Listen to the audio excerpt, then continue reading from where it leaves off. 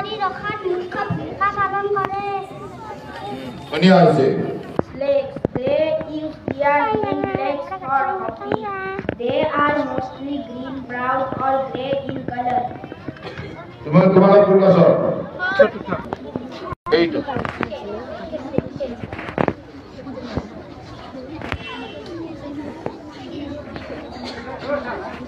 Spring season falls between winter and summer. New leaves and flowers grow in this season. Everything looks fresh in this season. এটা কি লিখা আছে বুঝি পাইছা নে? কোৱা অসমীয়াটো ক'ব পাৰিবা? ঠিক আছে। এইখিনি অসমীয়াটো ক'ব পাৰিবা? এটা যে লিখা আছে spring season falls between winter and summer, তাৰ অসমীয়াটো ক'ব পাৰিবা? কি পাৰিবা? ফ্ৰেম 3 কৰিবা পঢ়া। Spring season falls between winter and summer. Leaves and flowers grow in this season. Everything looks fresh in this season. ধন্যবাদ। পড়ি আছে বুঝি পাইছা নে? কি তার মানে কি? হ্যাঁ ভালকে বুঝিব নাই? হ্যাঁ তোমার সুলিকাত পারেছি পাইছে না? হ্যাঁ আর কানগুলো বুঝছো কিছু? হ্যাঁ নিয়ম আছে। ঠিক আছে। তুমি কি অসমীয়া পড়া এই দেওহা জাতীয় পক্ষী হিচাপে পৰিচিত। এইটো ৰৈ গ'ল। দেওহা অসমৰ জাতীয় পক্ষী হিচাপে পৰিচিত। এবিধ চৰাই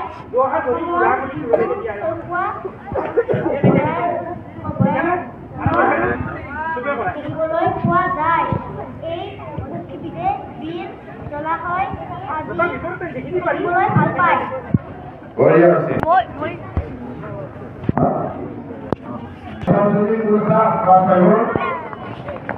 তুমি আছা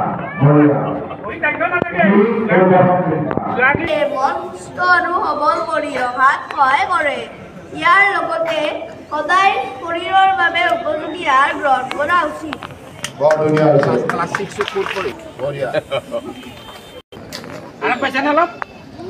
আৰাম পাইছা তো? কোনে পাঠ কৰিবা? ক্লাছ 2 কোন আছে? ক্লাছ 2 কে হাতে আছো। তোৰ ইফালে আছে স্যাৰ। হ্যাঁ হ্যাঁ স্যাৰে যাকে দে দেখে প্ৰিয়া মাটি দিবা। এইখিনি ইংৰাজীখিনি পঢ়া। এই ওপৰখিনি ৰিডিংটো এইখিনি ধৰা ধৰি পেলাই পঢ়া। তোৰ এইখিনিয়ে মানে ৱাৰ্ডে থাকে। এখন অভ্যাসন বিদ্যালয়খন নলবাৰীৰ এখন চৰকাৰী মাধ্যমৰ অত্যন্ত উন্নত স্কুল। এই স্কুলখনত এনেকুৱা যে ইয়াত 300তকৈ অধিক ছাত্ৰ ছাত্ৰী আছে আৰু এই স্কুলখনৰ সুন্দৰভাৱে ল'ৰা ছোৱালীসকল বা অভিভাৱকসকলে ইয়াত পঢ়োৱাৰ আগ্ৰহ প্ৰকাশ কৰে। মই স্কুলখনলৈ আহি স্কুলখনৰ মানদণ্ড, স্কুলখন কেনেকৈ পৰিচালনা কৰি আছে, ছাত্ৰ ছাত্ৰীসকলৰ জ্ঞানৰ পৰিসৰটো কেনেকুৱা আছে, এই গোটেইখিনি কথা চোৱাৰ চেষ্টা কৰিছোঁ। স্কুলখনত নিয়মানুৱৰ্তিতা, দেশৰ প্ৰতি সমৰ্পণ, সুন্দৰভাৱে কাম কৰা, সমাজৰ দায়িত্ব, এই কথাবিলাক কিমান ধৰণে শিকোৱা হৈছে এই কথাবিলাক চোৱাৰ চেষ্টা কৰিছোঁ। আৰু আমাৰ মাননীয় মুখ্যমন্ত্ৰী ডাঙৰীয়াৰ নেতৃত্বত এই গুণোৎসৱ কাৰ্যসূচীৰ জৰিয়তে আমি গোটেই শিক্ষা ব্যৱস্থাটো, চৰকাৰী শিক্ষা ব্যৱস্থাটো এটা আমূল পৰিৱৰ্তন কৰি যাতে প্ৰতিগৰাকী অভিভাৱিকাৰ প্ৰথম পচন্দ হয় অসমৰ চৰকাৰী মাধ্যমিক বিদ্যালয়, চৰকাৰী অসমীয়া মাধ্যমৰ বিদ্যালয়বিলাক যাতে প্ৰথম পচন্দ হয় সেই ধৰণে আমি কাম কৰাৰ চেষ্টা কৰিছোঁ। আৰু এয়াই আছিল গুণোৎসৱৰ প্ৰয়াস। আৰু গুণোৎসৱত আহি এইকেইটা দিন গোটেই অসম জুৰি এই গুণোৎসৱৰ কাৰ্যসূচী চলি আছে। ময়ো বিভিন্ন জিলালৈকে গ'লে গুণোৎসৱৰ কাৰ্যসূচীত অংশগ্ৰহণ কৰি আছোঁ আৰু আজি নিজৰ সমষ্টিৰ এই তৃতীয় পৰ্যায়ৰ আজি গুণোৎসৱৰ দিনটোত তৃতীয় দিনৰ দিনটোত উপস্থিত হৈ অত্যন্ত আনন্দ অনুভৱ কৰিছোঁ। মই পৌৰ প্ৰশাসন বিভাগৰো মন্ত্ৰী। আমি নতুনকৈ চিন্তা কৰি আছোঁ যে প্লাষ্টিকৰ ব্যৱহাৰৰ ওপৰত সজাগতা আনিবৰ কাৰণে আমি স্কুলসমূহতো এই ধৰণৰ কথা কিছু চিন্তা কৰি আছোঁ। মই স্কুলৰ ছাত্ৰ ছাত্ৰীসকলৰ মনৰ কথাও জানিব চেষ্টা কৰিছোঁ যে তেওঁলোকে কি বিচাৰে। ইতিমধ্যে আমি গুৱাহাটীৰ কেইখনমান স্কুলত কৰিছিলোঁ আৰু তাত এটা সফল ৰূপ পাইছোঁ। এতিয়া গোটেই অসমৰ স্কুলত এই ধৰণৰ কাম কৰাৰ পৰিকল্পনাত আছোঁ। সেইকাৰণে মই ছাত্ৰ ছাত্ৰীৰ মনৰ পৰাও তেওঁলোকৰ মনৰ কথাখিনি জানিব চেষ্টা কৰিছোঁ। ধৰক যিসমূহ প্লাষ্টিক পেলনীয়া প্লাষ্টিক আমি ইউজ কৰোঁ আৰু ইউজৰ পৰা আমি ঘৰত সকলোৱে অলপ হ'লেও ইউজ কৰোঁ। এই ইউজ কৰা সামগ্ৰীসমূহ যাতে সঠিকভাৱে ছাত্ৰ ছাত্ৰীসকলে স্কুলত আনি জমা দিয়ে আৰু স্কুলৰ পৰা আমি তাক লৈ যাব পাৰোঁ। গুৱাহাটীত এনেকুৱা স্কুল আমি কৰিছোঁ কেইবাখনো, আনকি এনেকুৱা আছে যে স্কুলৰ ফিজ হিচাপেও আমি প্লাষ্টিকৰ বটল ইত্যাদি লওঁ। স্কুলত আমি মাৰ্কছ হিচাপেও তেওঁলোকক দিছোঁ।